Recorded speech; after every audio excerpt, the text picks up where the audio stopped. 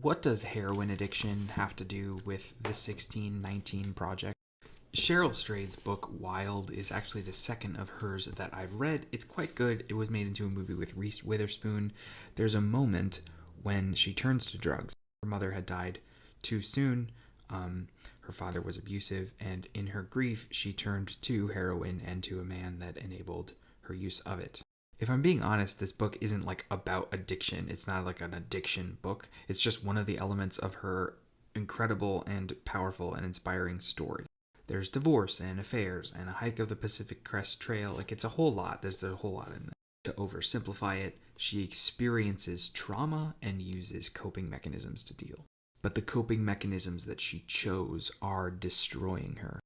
Resmaa Menakem has this book, My Grandmother's Hands, which goes into this in more details. I'll be talking about it more in the future. But our history of racial trauma is not just a trauma that is internalized by the traumatized, but also the traumatizer.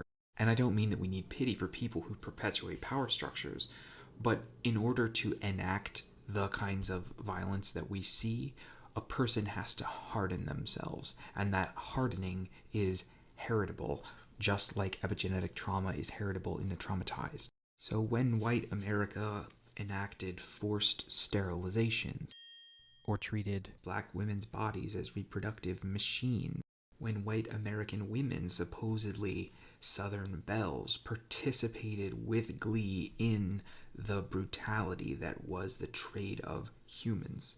We, of course, did violence to the people that we hurt. But we also did violence to our own souls. It's like slightly ironic to me that a supposedly Christian right refuses to look for forgiveness. But that's not what this video is for. This video is because when we are hurt, when we are hurting, and when we are hurting others, we often refuse to confront that truth. And as Cheryl Strayed did with her drug use, we would rather destroy ourselves than grapple with the reality of the pain of our own history. If you've ever stopped to wonder why so many white people vote against their own self-interest, why they would vote for a billionaire who will give tax cuts to billionaires but not fund social programs, please read this book. Heather McGhee, The Sum of Us, absolutely mind-bendingly good. White Americans would rather destroy themselves than watch everyone heal together. Thanks, Laura. Thanks, Jamila. Charlie. Thanks, So Mom. one of the many Thanks, things Jeff. that You always hear Damn. racism affects all of us.